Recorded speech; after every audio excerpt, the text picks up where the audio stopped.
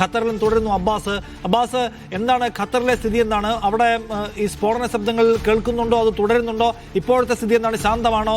എന്താണ് government officially അറിയിക്കുന്നത്?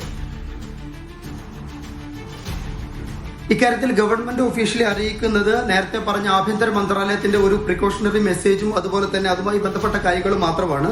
എന്നാൽ അൽജസീറ ഇവിടെ നിന്ന് റിപ്പോർട്ട് ചെയ്യുന്ന പ്രകാരം ഒരു മിസൈലിനെ ഇവിടുത്തെ മിസൈൽ സംവിധാനം, ഇവിടുത്തെ പാട്രിയറ്റ് മിസൈൽ സംവിധാനം ഇവിടെ ആ ഒരു മിസൈലിനെ പ്രതിരോധിച്ചു എന്ന് അൽജസീറ സർക്കാർ വൃത്തങ്ങളെ ഉദ്ധരിച്ച് റിപ്പോർട്ട് ചെയ്യുന്നുണ്ട്.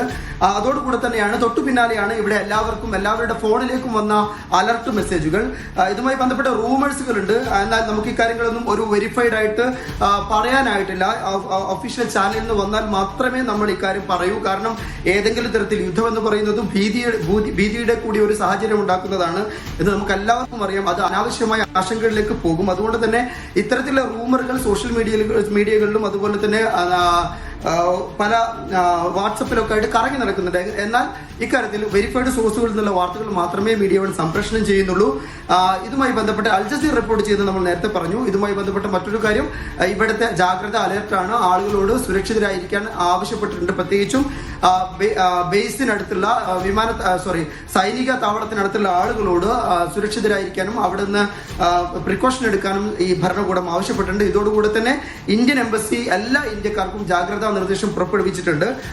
അവർ ഇന്ന് രാവിലെ പുറപ്പെടുവിച്ച ഒരു ജാഗ്രതാ നിർദ്ദേശപ്രകാരം ഇവിടെ നിന്ന് ആളുകൾ ഈ ആശങ്കയുള്ള സാഹചര്യത്തിൽ അലർട്ട് നമ്പർ പ്രസിദ്ധീകരിച്ചിട്ടുണ്ട്. 24 മണിക്കൂറും പ്രവർത്തിക്കുന്ന ഒരു നമ്പർ പുറത്തിറക്കിയിട്ടുണ്ട്. ഞാൻ ആ നമ്പർ ഒന്ന് വായിക്കാം നിഷാദ്.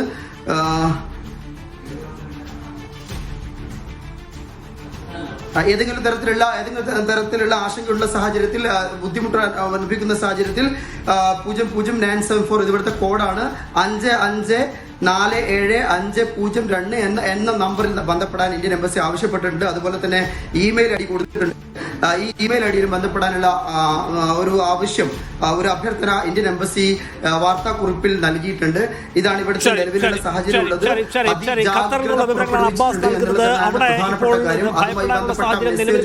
നമ്മുടെ എല്ലാവരുടെയും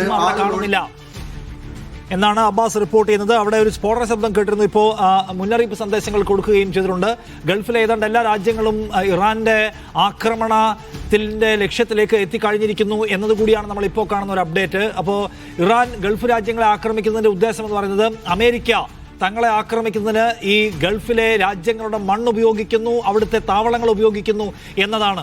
അപ്പം ഞങ്ങളെ ആക്രമിക്കാൻ ഉപയോഗിക്കുന്ന ഉപാധികളെല്ലാം ഞങ്ങളും ആക്രമിക്കുമെന്ന് നേരത്തെ തന്നെ പ്രഖ്യാപിച്ചിട്ടുള്ളതാണ്. ഇപ്പോൾ ഒരു തുറന്ന ആക്രമണം ടെഹ്റാന് നേരെ വരുന്നു.